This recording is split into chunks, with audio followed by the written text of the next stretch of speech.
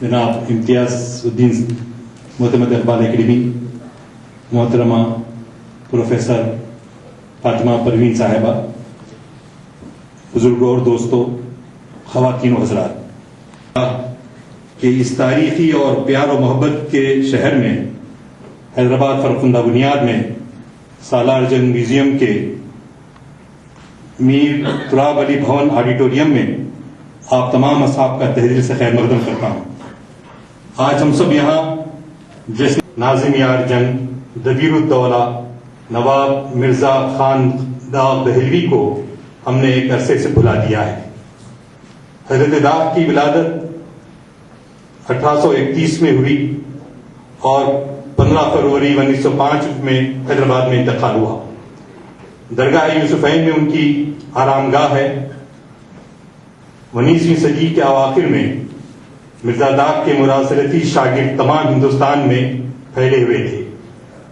مرزا داغ نے اپنے گھر میں شاعری کا ایک محکمہ کھول رکھا تھا۔ اصلاح کے لیے غزلیں ڈاک میں پہنچتی تھیں اور اصلاح و تنقید کے بعد واپس کر دی جاتی تھیں۔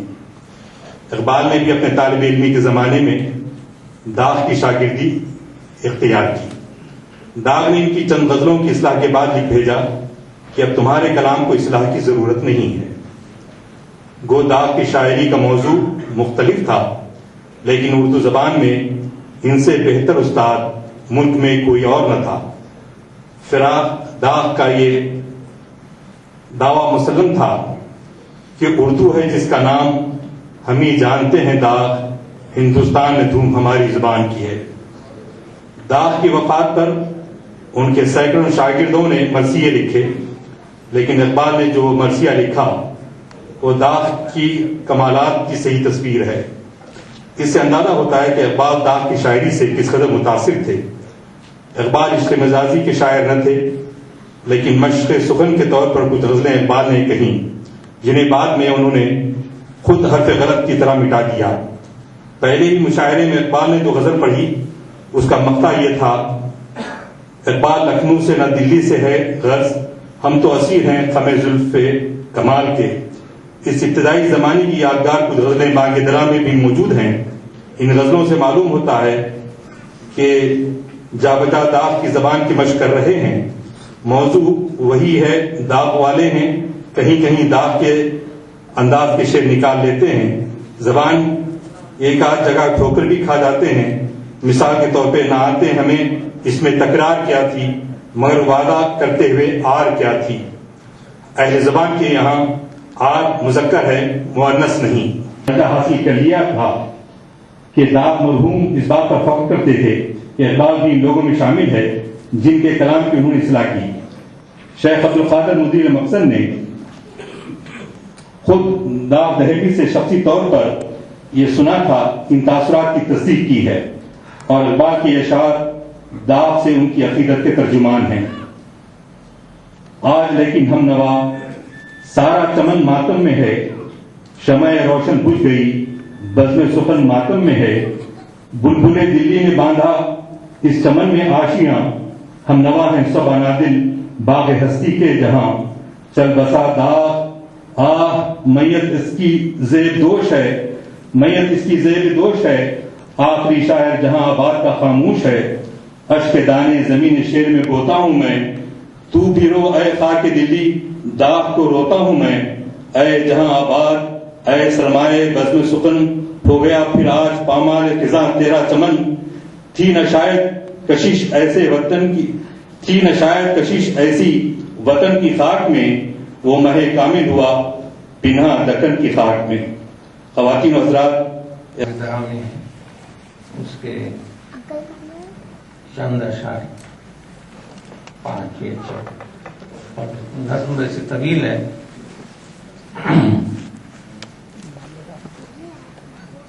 داغ پر جو آرزو ہر دل میں ہے،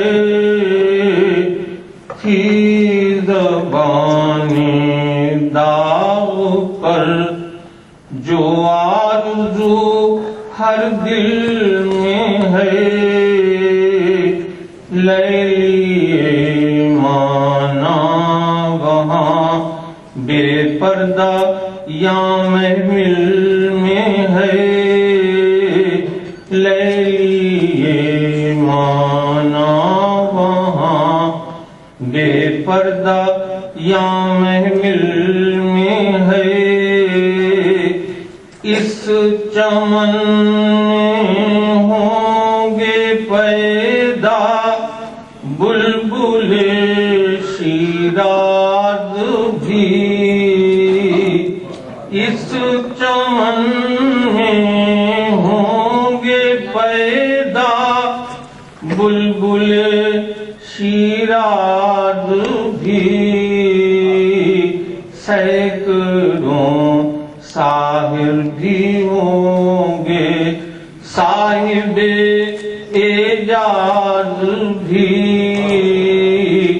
لکھی جائیں گی کتابیں دل کی تفسیریں بہت، لکھی جائیں گی کتابیں دل کی تفسیریں بہت، ہوں گی اے خواب جوانی تیری تعبیریں بہت، ہوں گی اے خواب جوانی تیری تعبیریں بہت، خوب بہو کھینچے گا لیکن عشق کی تصویر کون، اٹھ گیا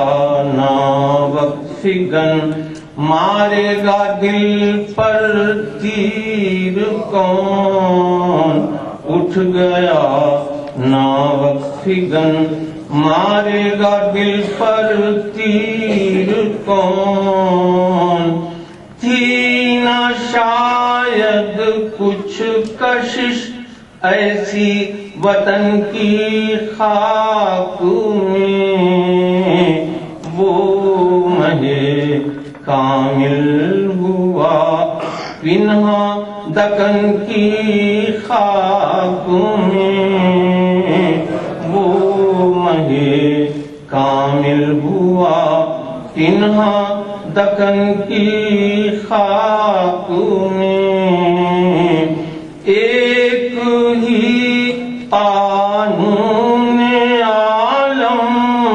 عالمگیر کے ہیں سب اثر، ایک ہی قانون عالمگیر کے ہیں سب اثر، بوئے گل کا باغ سے، بوئے گل کا باغ سے، گلچھی کا دنیا سے سفر، بوئے گل کا باغ سے۔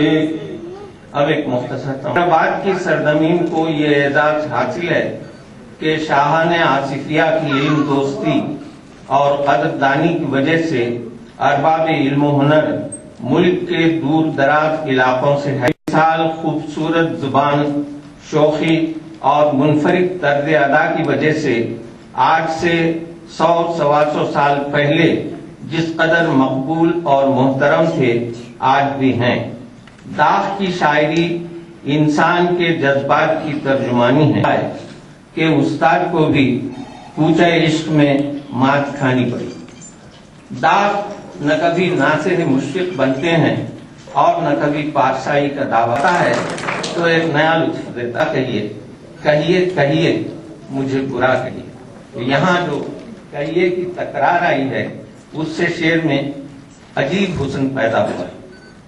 ہم میں سے تقریباً ہر ایک کو داغ کی یہ غزل یاد ہوگی، عذر آنے میں بھی ہے اور بلاتے بھی نہیں، باعث ترک ملاقات بتاتے بھی نہیں، خوب پتہ ہے کہ چلمن سے لگے بیٹھے ہیں، صاف چھپتے بھی نہیں، سامنے آتے بھی نہیں، ریس پیاری بھی نہیں، جان سے جاتی۔ دیکھیے دو محاورے ایک مصرے میں کس کو بھی جان پیاری بھی نہیں، جان سے جاتے بھی نہیں۔ داغ کے بہت سے اشعار ہماری بول چال کا حصہ بن گئے، جیسے نہ جانا کہ دنیا سے جاتا ہے کوئی، بڑی دیر کی مہربان آتے آتے، بات کرنی بھی نہ آتی تھی تمہیں، یہ ہمارے سامنے کی بات ہے، تو بھی اے ناصح کسی پر جان دے۔ کہنا یہ تھا کہ نئی دنیا کوئی لائے کہاں سے، تو داغ کی گرہ ہے، انہیں نفرت ہوئی سارے جہاں سے، نئی دنیا کوئی لائے کہاں سے۔ اور شعر کے لطف سے میں تجھ سے کیا کہوں ظاہر، ہائے کم وقت تو نے پی ہی نہیں۔ یہ مصرے اتنے مشہور ہیں کہ اکثر یاد بھی نہیں رہتا کہ یہ داغ کے مصرے۔ راہ پر ان کو لگا لائے تو ہیں باتوں میں، اور کھل جائیں گے دو چار ملاقاتوں میں۔ داغ کی بات غزلیں اپنی ردیف کی وجہ سے یادگار بن گئی۔ مثال کے طور پہ صرف ایک غزل پیش کرتا ہوں۔ دن گزارے عمر کے انسان ہنستے بولتے، جان بھی نکلے تو میری جان ہنستے بولتے۔ مجھ کو مجبوری نہ تھی اس کی زبردستی نہ تھی، لے گیا کافر میرا ایمان ہنستے بولتے۔ میں ہنسا بولا اگر تم سے تو کیوں برہم ہوئے، کیا نہیں انسان سے انسان ہنستے بولتے۔ شوخی تقریر اس کی لے گئی دل لوٹ کر، باتوں باتوں میں ہوا نقصان ہنستے بولتے۔ جب چپ کھڑی روتی ہے تو اے شمع محفل رات بھر، کاش ہو مشکل تیری آسان ہنستے بولتے۔ نکتہ چین ہے غیر اے دل اور وہ نازک مزاج، ایسے موقع پر نہیں نادان ہنستے بولتے۔ آسماں برسوں رلاتا ہے، لگا دیتا ہے چپ، دیکھ لیتا ہے اگر ایک آن ہنستے بولتے۔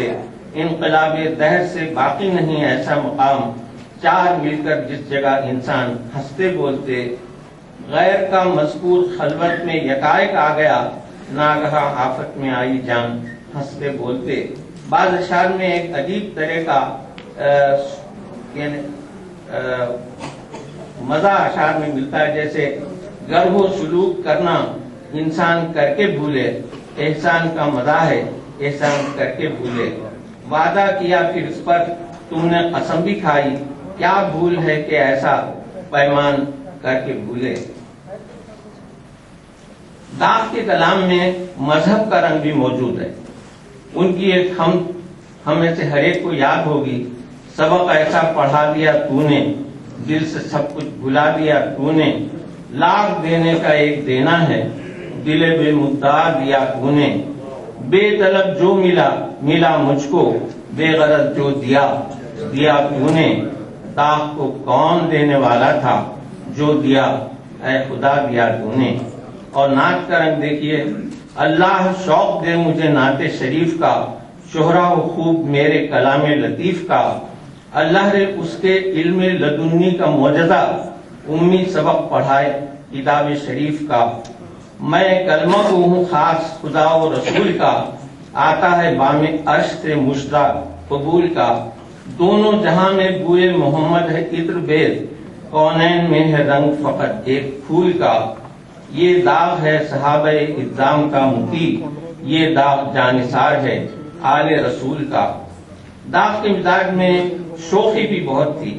ایک محفل میں کوئی مغنیہ داغ کی غزل گا رہی تھی، جس کا مطلب تھا، تیرے وعدے کو بتے ہیلا جو، نہ قرار ہے نہ قیام ہے۔ تیرے وعدے کو بتے ہیلا جو، نہ قرار ہے نہ قیام ہے، کبھی شام ہے کبھی صبح ہے، کبھی صبح ہے کبھی شام ہے۔ تو اس غزل کا مقصد تھا، دل و دین کا جس کو نہ پاس ہو، یہی نامراد ہے دیکھ لو۔ دل و دین کا جس کو نہ پاس ہو، یہی نامراد ہے دیکھ لو، جسے داغ کہتے ہیں عیب تو اسی روح سیاہ کا نام ہے۔ تو جو طوائف گا رہی تھی وہ اس مقطع کو پڑھتے پڑھتے بار بار داغ کی طرف ہاتھ سے اشارہ کر رہی تھی کہ جسے داغ کہتے ہیں عیب تو اسی روح سیاہ کا نام ہے۔ تو روح سیاہ کے معنی تو آپ جانتے ہیں، اور حسن اتفاق سے داغ کا رنگ بھی میں نے سنا ہے کہ صاف نہیں تھا، وہ سیاہ فام تھے۔ تو اس اعتبار سے بھی لیکن اس کے باوجود بھی داغ اس مقطع کو سن کر اس مغنیہ کے منہ سے بہت خوش بھی ہو رہے تھے. ظاہر ہے اس کے لیے مزاج کی شوخی کی بھی بہت ضرورت ہے. اس کے بیان کی طرف نگہ یاس آسمان کی طرف، اے فلک کس بلا میں ڈال دیا، مجھ کو جنت سے کیوں نکال دیا. بس یہ مثنوی کا آخر ہے. اے فلک تجھ پہ بس نہیں میرا، کوئی فریاد رس نہیں میرا. دل کو آزار ہو گیا کیسا، بخت بیدار ہو گیا کیسا. کاجش غم سے روح دکھتی ہے، آنکھوں میں رات کٹتی ہے.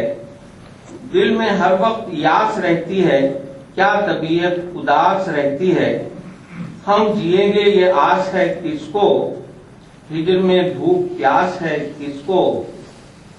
یہ سزائیں ضرور بھی تو نہیں، بے خطا ہوں قصور بھی تو نہیں. ہائے جیتے ہیں ہم نہ مرتے ہیں، کس قیامت کے دن گزرتے ہیں. فتنہ عشق لٹ گیا کیسا، مجھ سے معشوق چھٹ گیا کیسا. رات دن جی رہے ہیں مر کر ہم، صحبت یار ہو گئی برہم. ہم پریشان گھر میں پھرتے ہیں، کہ وہ جل سے نظر میں پھرتے ہیں. کوئی دن رات کا مزہ نہ رہا، رات کیا بات کا مزہ نہ رہا. کون ہے التفات کس سے کریں، ہم کنائے کی بات کس سے کریں. دیدے منتظر ہے چار طرف، دل رشک آشنا ہزار طرف. درد اٹھتا ہے دل میں رہ کر، بیٹھ جاتا ہوں ہائے دل کہہ کر. سوز پنہا سے گرم گرم آہیں، ناتوانی سے نرم نرم آہیں. وہ طبیعت سنبھالنے والے، میری حسرت نکالنے والے. دل ربا ہے تو باوفا بھی ہے، شوق ہے صاحب حیا بھی ہے. گرچہ مل جائے مہرباں ایسا، نہ ملے گا مزاجداں ایسا. یا الہی نجات غم سے ملے، وہ سراپا حجاب ہم سے ملے. ورنہ اس کا خیال بھی نہ رہے، اب ہے جیسا یہ حال بھی نہ رہے.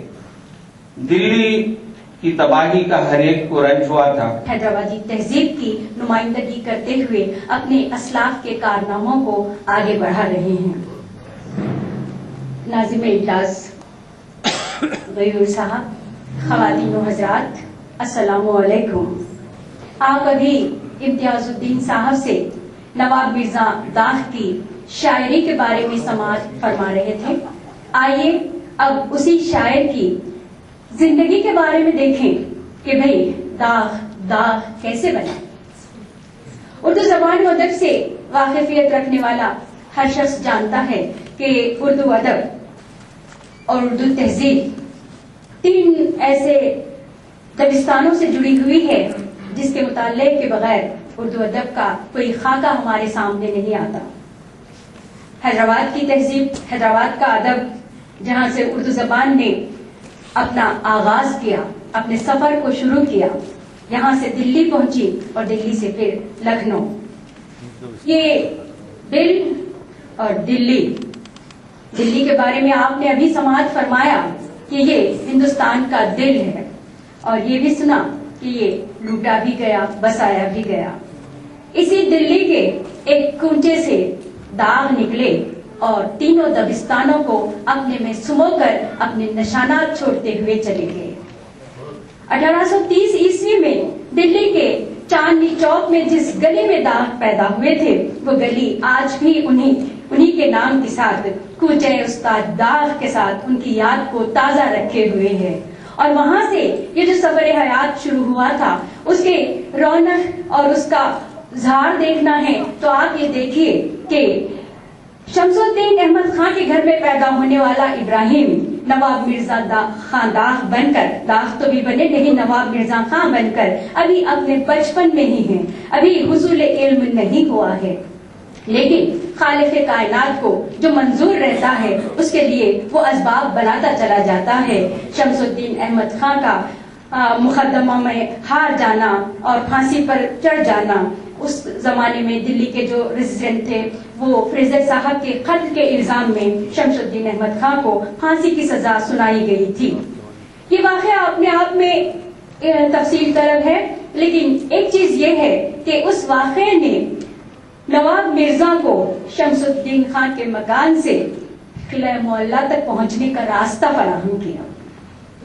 قلعہ معلیٰ دلی آج بھی پورے ہندوستان کی نمائندگی کرتی ہے، راستہ بتاتی ہے، رہبری کرتی ہے۔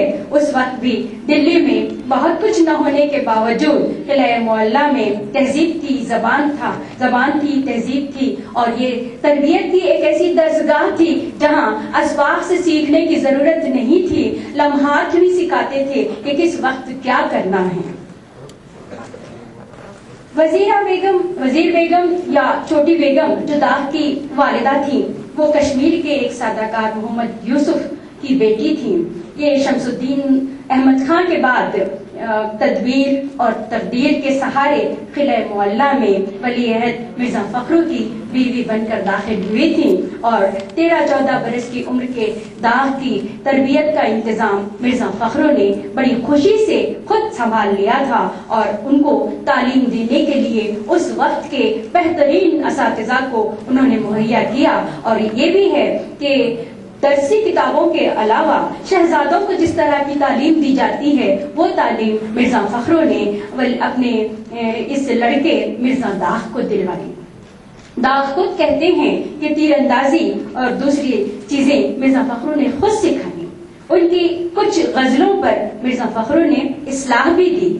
تو دیکھیے آپ کہ یہ اسباب تھے، یہ حالات تھے، یہ ایک ایسی سمت کی طرف ان کا سفر تھا جس پر چل کر انہیں بلبلے ہندوستان، استاد جہان بننا تھا۔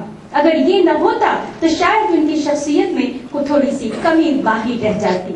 ان کے فکر نے اور ان کی زبان نے قلعہ معلیٰ سے بھرپور فائدہ اٹھایا، اور وہ 12-13 برس اسی قلعے کی فضاؤں میں اپنی شخصیت کی تکمیل میں منہمک رہے۔ مرزا فخرو نے اپنے استاد ذوق کے پاس انہیں بھیجا اور ان کی شاگردی میں لیا۔ اس بارے میں داغ خود لکھتے ہیں کہ مجھے اچھی طرح سے یاد ہے کہ بادشاہ وقت اور ولی عہد بہادر دونوں مجھے لے کر کہاں پہنچے؟ ذوق کے گھر نہیں پہنچے، قطب الدین بختیار کاکی کی درگاہ میں پہنچے، اور وہاں ذوق کی شاگردی میں نواب مرزا داغ کو پیش کیا گیا۔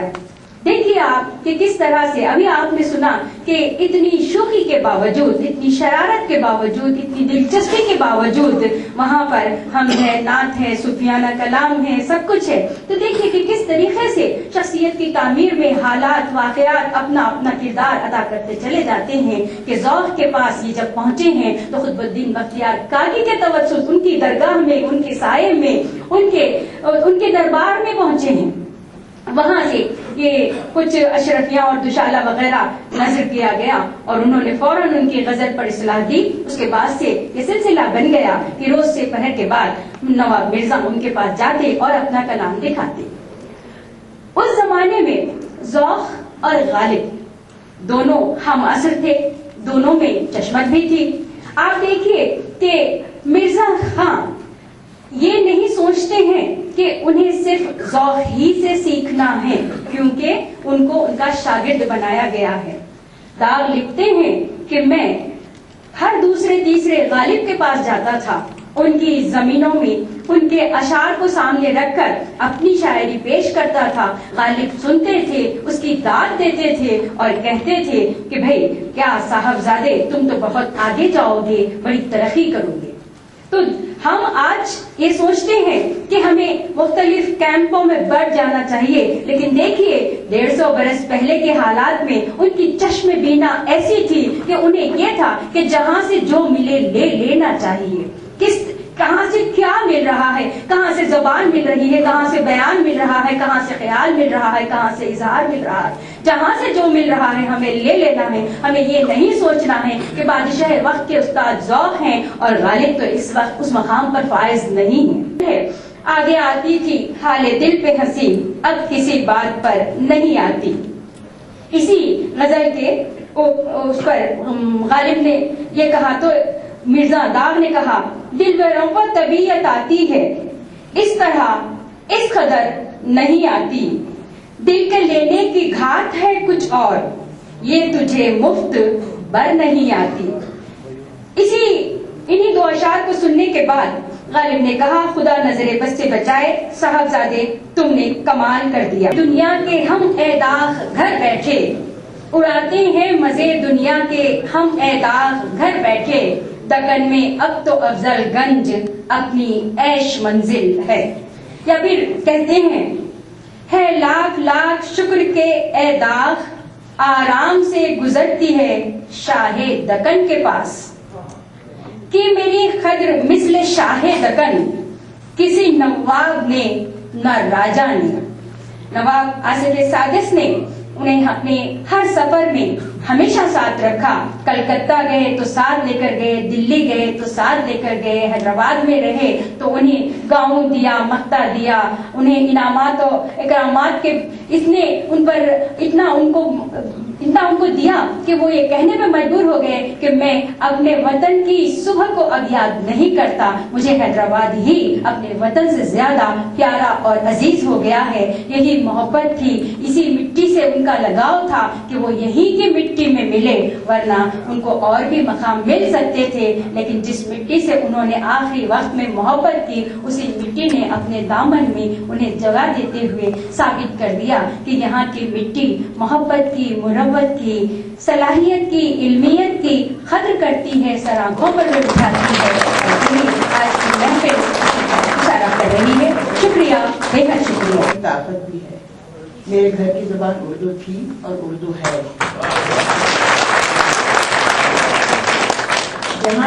جہاں کبھی دیکھتی ہوں اردو پہ کوئی مصیبت آتی ہے تو مجھے سخت تکلیف ہوتی ہے. یہ ہندوستان کی سب سے شیریں اور خوبصورت اور شائستہ زبان ہے. یہ ہماری میری جدی تہذیب کا شاہکار ہے. اردو شاعری اور خاص کر اردو غزل کا آج نہ صرف ہندوستان بلکہ ساری دنیا میں چرچا ہے. ولی اور سراج کے بعد میر, غالب, ذوق اور انیس کے بعد داغ اور امیر کی شاعری سے ہندوستان کی فضا گونج اٹھتی ہے. میں جب بھی درگاہ یوسف بھائی کے سامنے سے گزرتی ہوں تو مجھے داغ یاد آ جاتی ہے. گزشتہ برسوں سے میں نے بارہا خیال کیا کہ ہم سب داغ کو بھولتے چلے جا رہے ہیں. اس بارے میں کچھ کرنا چاہیے. اس مرتبہ اس خیال نے کچھ زیادہ ہی بے چین کر دیا تھا مجھے. دوستوں کی محفلوں میں ذکر ہر بار چھیڑتی رہی, بات چلتی رہی. بلاخر اقبال اکیڈمی حیدرآباد نے جشن داغ کا بیڑا اٹھایا. اور کیوں نہ اٹھائیں, آخر اقبال بھی تو داغ کے شاگرد تھے. بے انتہا خوشی ہو رہی ہے کہ آج 100 سال بعد ہم جشن داغ منا رہے ہیں. کم از کم ہم یاد تو کر رہے ہیں داغ کو. داغ کے نام سے نئی نسلیں روشناس ہو رہی ہیں. آج پھر ایک بار داغ کے نغموں سے حیدرآباد کی فضا میں گونج رہی ہے. میں اقبال اکیڈمی کو اس عظیم الشان اقدام کے لیے دلی مبارکباد دیتی ہوں. لسٹرس گیدرنگ میں اردو میں بولنا میرے لیے بہت مشکل ہوگا. So I think I'll keep shifting between Urdu and English. Chairman Iqbal Academy, fellow guests, I am definitely not qualified on this subject or speak anything about on this subject. So thank you for remembering my illustrious grandfather, Maharaja Sir Kishan Prasad Yaman Sultanate. And on this occasion, I would like to ask my brother, Ahmed Bhai, if he has anything to say on Daav. Because he is amongst our gathering and he is also my eldest brother, the grandson of Maharaja Sir Kishan Prasad. If he would like to say something, would you like to say something? After these speakers, sorry. That is what I said, after these speakers. I don't think I'm qualified. Thank you very much for remembering Maharaja. Thank you. मोहतरम जनाब सदर साहब, साकिब साहब, श्याम गोपाल साहब, फातिमा परवीन साहिबा, लक्ष्मी देवी राज साहिबा, ज़ियाउद्दीन नैयर साहब, इम्तियाजुद्दीन साहब तशरीफ ले गए, इनामुर रहमान साहब.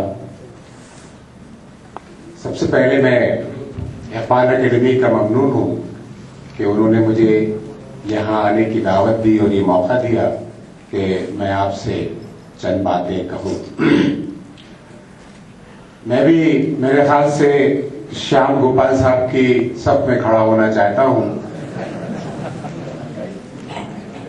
दाग के सिलसिले में जो एक बहुत 8 फिल्में बनाई जाती थी, लेकिन अब अगर वैसी फिल्में बनाए तो चलेगी, और बहुत ही ऐसी सतह पर फिल्मों को लाना पड़ा जहां ज्यादा से ज्यादा आवाम उसको देख सके और उससे लुत्फ उठा सके, तनकीदें होती नहीं। तो दाग वगैरह इस सतह पे जो आए हैं, दाग भी आए, अमीर मीनाई जो पीरजादे थे, हजरत शाह मीना के खानवादे के सज्जादे नशीन थे, वो उनका भी हाल था कि उन्होंने दाग से ज्यादा रंगीन शायरी की है। इसकी मिसालें दी जाएं तो बहुत खुश होगा। लेकिन इसके सहारे, आम जज्बात के सहारे, जिनसी जज्बात, आशिकाना जज्बात के साथ साथ सबसे बड़ा काम इनका जो था वो जबान की तरक्की थी। अमीर मीनाई ने भी जबान को वहां तक पहुंचाया, दाग ने भी वहां पहुंचाया। इसी जमाने में संजीदा शौरे थे जो दाग के साथ भी थे, अमीर के साथ भी थे। हाली थे, बेइंतहा संजीदा थे, उन्होंने अपनी संजीदगी और सादगी से अपना मकाम बनाया। इसी हैदराबाद में एक मुशायरा हुआ जिसमें दाग ने एक नहायत ही रंगीन गजल सुनाई कि मुशायरा लुट गया।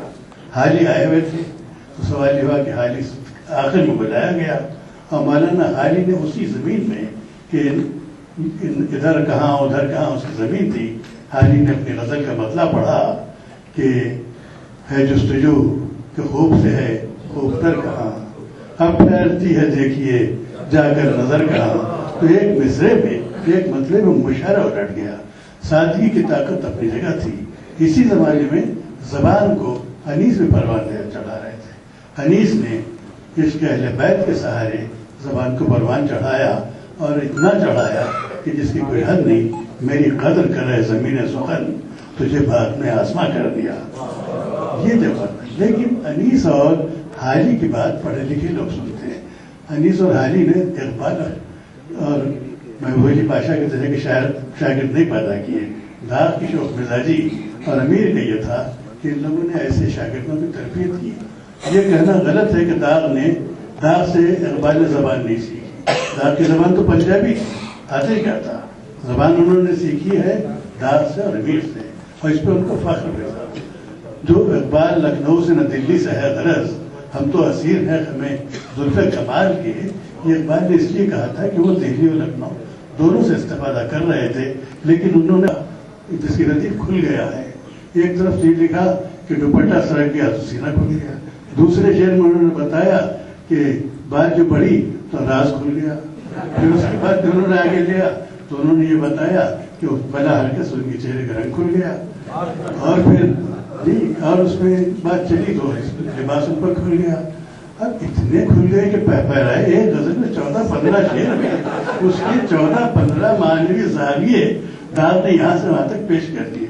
अब ये अगर हमारे असातिज़ा दाग से बेहतर कोई शायर नहीं है जिसको पढ़ाया जाए बच्चों को, कि उसके पढ़ाने से उनको मजा भी आएगा, दिलचस्पी भी उठाएंगे, और फिर ये है कि ऐसी जबान सीखेंगे कि पूछिए नहीं। जबान में गुज़श्ता सैकड़ों साल में जाकर जो लखनऊ और दिल्ली के मकतब बने, ये बहुत बुनियादी मकतब थे। हिंदुस्तान में 50 से ज्यादा उर्दू के डायलेक्ट हैं। दक्कन में कुछ और है, पंजाब में कुछ और है। मैं जैसे अक्सर एक मिसाल अक्सर कहता हूँ कि लखनऊ वाला कहेगा कि मुझको जाना है, आपके दिल्ली वाला कहेगा कि मुझे जाना है, पंजाब वाला कहेगा मैंने जाना है, हैदराबादी कहेगा मेरे को जाना है, और मैसूरी कहेगा हम ना जाना है, और बिहार वाला कहेगा कि हमका जाना है, और बम्बई वाला कहेगा अपन को जाना है। ये दुनिया भर की ऐसे 50 पैराए जबान के लिए, और तमाम बिखरी हुई उर्दू की शक्लों के दरमियान उर्दू के असातिज़ा का, उर्दू के दर्जगाहों पे फरीदा है कि जबान के मेयार को बरकरार रखा जाए। हिंदुस्तान की सारी जबानों के बारे में मैं एक छोटी सी वाक़या सुनाऊं कि आती है हैदराबाद और दिल्ली गहवारा रहे हैं उर्दू की। हम उर्दू का इतना बड़ा शायर यहाँ मदफन है, हम कुछ नहीं करे उसके लिए।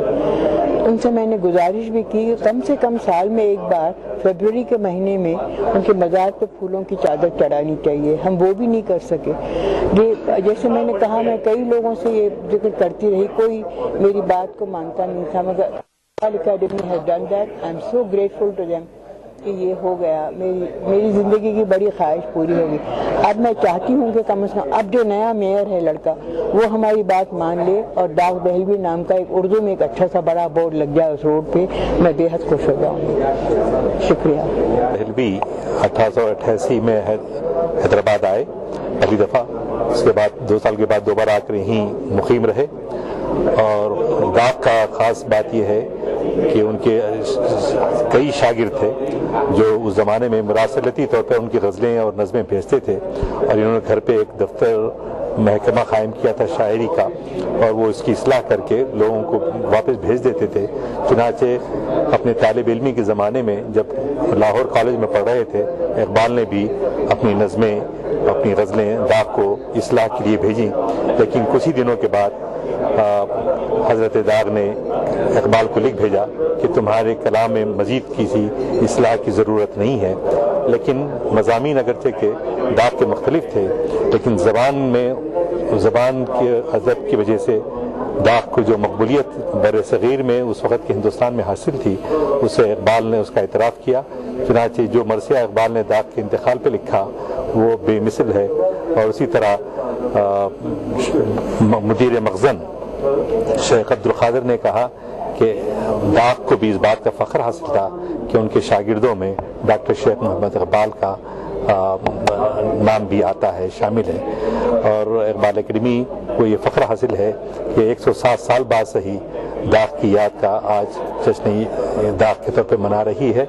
गुज़श्ता साल हमने इकबाल हैदराबाद आकर 100 साल हुए थे, पहली दफ़ा जब इकबाल आए थे, तो वो भी जश्न इकबाल मौलाना आज़ाद यूनिवर्सिटी और सालार जंग म्यूज़ियम के ताउन से मुनक़िद किया था।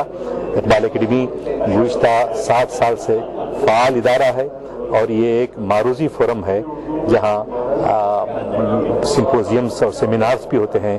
साथ साथ हम चाहते हैं कि नई नस्ल को इकबाल के कलाम और पैगाम से आगाह करते रहें। शुक्रिया।